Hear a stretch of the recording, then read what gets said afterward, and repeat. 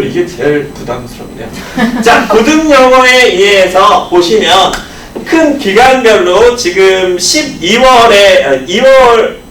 초에 배정 받으시죠? 예, 그러면 11월 말쯤에 중3 일정이 다 끝나실 거예요. 그럼 그때부터 이제 시작입니다. 뭐, 어떤 데는 뭐, 마무리에 대한 더 신경을 써야 된다, 뭐, 여러 가지가 있지만, 아무래도 뭐, 일단은 3학년은 11월 첫째 주죠. 예, 제가 경기권에 살아서 헷갈렸습니다. 11월 첫째 주, 둘째 주에 끝나죠. 다다음 주면 끝날 겁니다.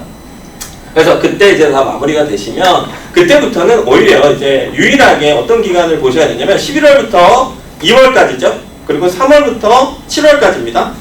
8월부터 12월까지입니다. 그리고 또 나죠. 자, 이 기간이 왜 말씀드렸냐면 이 중에 모의고사 모드로 모의고사에 유형 접근을 하는 그 과정 이따가 영어학습에서 말씀드리겠지만 그 과정을 할 수 있는 시기는 그때밖에 없어요. 즉 다시 말해서 지금 11월부터 2월까지 모의고사 모드입니다.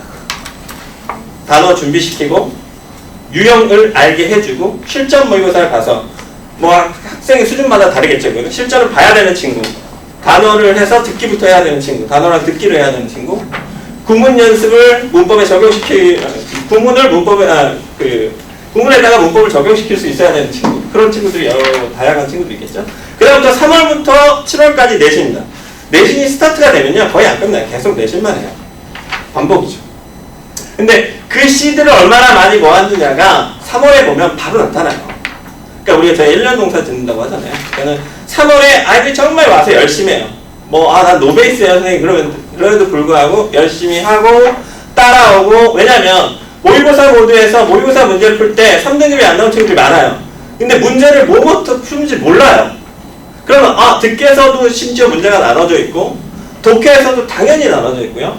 그러니까 네 수준이 어느 정도면 어떤 몇 번을 풀어야 되라고 지시하고 그것만 연습을 시킵니다. 그럼 등급 나와요. 나와야 되는 등급, 그러니까 3등급이 일단 유의미한 등급이 3등급이기 때문에 3등급을 내기 위한 프로젝트가 있어요. 그래서 그거에 대한 준비를 시키고요. 그걸 열심히 해서 많이 소기의 목적을 달성한 친구들은 내신에서도 그런 역량이 보여집니다. 그래서 한 학기가 끝나죠. 그러면 7, 8월에 잠깐 합니다. 거의 못한다고 보셔야 돼요. 잠깐 합니다. 셋업 하는 거죠. 그 정도에서 마무리되고 9월은 더 빠르죠. 그래서 일정이 돼서 결국 3월부터 12월까지는 내신 기간이다. 그럼 우리가 모의고사라는 걸 다룰 수 있는 시간은 실질적으로 거의 없다라고 보셔야 돼요. 솔직히 이제 지금 제 고2 학생들 수업을 하다 왔는데, 고2 학생들은 지금 이제 고3이 되죠. 고3 때는 이제 뭐 수능에 맞춰서 준비를 하겠지만, 모의고사라는 거를 알 때가 어느 시점이냐면 아이들 수능 볼 때거든요. 그러니까 그 전에 만들어놔야죠. 그러니까 미리 모의고사는 모의고사대로. 근데 하나 더 확실하게 더 말씀드리고 싶은 건, 내신은 그래서 학원에 전문성 가진 학원에 보내시는 게 맞아요. 그게 맞습니다. 그래서 빨리 보내셨으면 하고요. 그리고 다만 수능은 어머님들이 관리를 해주셔야 돼요. 모의고사는 최저를 이 친구가 마치고 있는가. 최저를 어차피 쓰셔야 돼요. 쓰실 건데 뭐 입학 설명, 입시 설명이 아니기 때문에 아이가 모의고사 성적은 어머니가 해주신다 이렇게 이해하셔야 돼요. 꼭 하셔야 돼요. 성적표 보고 이 어머니가 성적표 보실 줄 아셔야 되고 아이한테도 알려주셔야 돼요. 이 문제는 어떻게 틀렸고가 나와 있거든요. 다 설명 나와 있어요. ABCD로요. 그래서 그게 물론 선생님하고 학습이니까 학습하는 게 아니라 선생님들한테는 오히려 좀 내신적으로, 물론 모의고사 모드가 됐을 땐 하겠지만 어머님께서도 반드시 기억하셔야 될 게 내가 모의고사 성적표를 볼 줄 알아야겠다. 특히 첫째 자녀 두신 분들은 꼭 기억하세요. 네. 그 다음 두 번째는 이제 애티튜드 사이가 제일 큽니다. 애티튜드라는 저 단어가요, 태도죠. 그죠? 네, 고마워요. 자, 마음가짐 태도입니다. 제가 좋아하는 이제 영화 번역가가 있어요. 이미도 씨라고요. 이미도 씨가 쓴 책에서 나왔던 글인데, 알파벳을 A를 1점, B를 2점, C를 3점 이렇게 두잖아요. 그랬을 때 단어들마다 점수가 나올 수 있겠죠. 그 단어들 중에 유일하게 0단어 중에 100점이 나오는 단어가 저 한 단어입니다. 애티튜드예요. 그러니까 97.6점 잘했죠. 90점 잘했죠. 85점 잘한 거예요. 근데 100점의 차이는 그겁니다. 애티튜드예요. 내가 어떤 마음을 갖고 이 자리에 앉아있느냐. 근데 그 마음을 잡는 건 여학생들이 정말 잘해요. 혹시 이제 자녀분께서 따님이시라면 믿어주세요. 잘할 겁니다. 욕심 있을 겁니다. 그렇기 때문에 저 애티튜드가 어떤 실력의 차이를 만드냐, 경험과 훈련의 결과를 만들어주냐를 차이 짓게 합니다. 저는 고등학교 내신은요, 경험과 훈련의 결과라고 100% 확신한다. 그러니까 아이들이 내신할 때요, 제일 중요한 게 내가 뭔가에 대한 투자를 하고 시간을 써서 결과물을 얻었어. 이 경험이 생기는 거야. 이 경험을 만들어주는 게 제일 핵심입니다. 그래서 아이들이 그런 애티튜드에 대한 전환이 필요하다라고 좀 이해해 주시면 좋을 것 같고요. 자, 예비고일 학습법 말씀드리겠습니다. 예비고일 듣기는요, 듣기는 만약에 조금 준비가 안 되셨으면, 일단은 바로 시작하셔야 됩니다. 제일 좋은 첫 번째 교재는 모의고사입니다. 모의고사 교재가 가장 좋고요.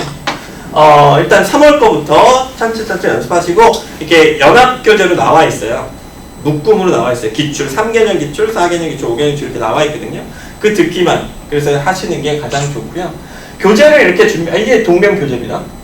자, 저렇게 교재를 준비하셔서 저런 거를 하나씩 유형을 읽어가면서 보셔도 좋고요. 듣기는 저 친구가 나보다 듣기를 잘하는 이유는 먼저 많이 들어봤기 때문이에요. 그렇기 때문에 시간을 썼기 때문이에요. 그래서 듣기는 반드시 시간 소요가 필요하고, 솔직히 학원 내에서 내신 기간에 포함되지 않는 이상 집중적으로 다뤄주기는 어려워요. 그렇기 때문에 듣기가 자기 점수를 비교했을 때 꼭 확인해 보셔야 되고요. 시간이 꼭 필요하다, 속도에 적응해야 된다, 유형을 파악해야 된다. 그리고 제가 베이직 교재를 가급적 쓰시라고 말씀드린 거고, 12대 5라는 건 뭐냐면요, 듣기 문제도요, 무조건 듣는 게 아니라 듣고 푸는 문제 12문제가 있고요. 다 들었는데도 틀린 문제가 있거든요. 다 알아들었어요. 다 알아듣는데 틀려요. 그게 말하기 문제예요. 자, 이게 이렇게 들었으면 뭐라고 말해야 돼를 묻는 질문가 5개가 있어요. 그럼 아이들이 듣기에서 한두 문제 틀려요. 그러면 어디 딱 틀리는 게 보면 그 계산 문제 아니면 말하기 문제입니다. 하나씩 2개씩 틀린 친구는요. 그러니까 유형 자체를 모르고 있기 때문에 이것이 말하기다라는 유형을 몰라서 틀린 경우가 많습니다. 그래서 이렇게 듣기를 만점을 확실하게 받아주지 못하는 친구들은 반드시 그런 점검을 받을 필요가 있고요.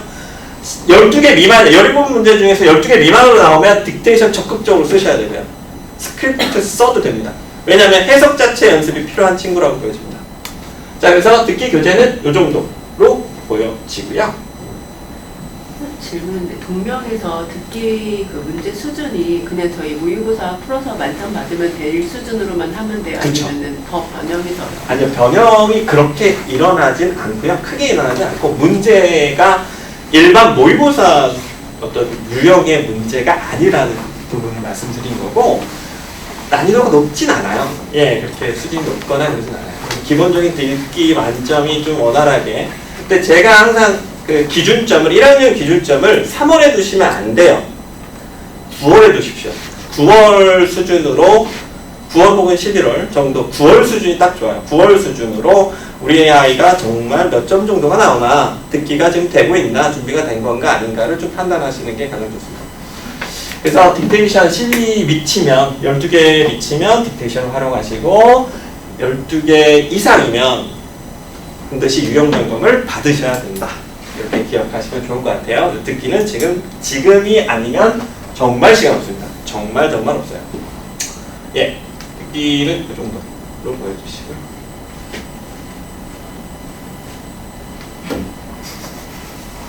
정말 어렵네요. 자, 두 번째는 어휘입니다. 저희가 지금 제가 이 클래스카드 저희 홈페이지를 지금 사진을 실었는데, 어휘라는 건 아까도 말씀드린 대로 고등영어는 어휘가 물론 기본 영어가 어휘가 탄탄하면 좋아요. 절대 나쁘지 않습니다. 그 1대1의 뜻, 그리고 뭐 잊어먹어요, 뭐 몇십 개 외워요, 이런 거에 크게 지속 가능해야 되거든요. 아까 말씀드린 훈련이에요. 그렇기 때문에 나 오늘 몇 개 외웠어, 이거 아무 소용 없어요. 문제에다 적용을 못하면 아무 소용 없고, 다음날 시험에서 적용을 못하면 아무 소용이 없는 거죠. 그렇기 때문에 이거는 반복적으로 지속적으로 계속 할 수 있어야 돼요.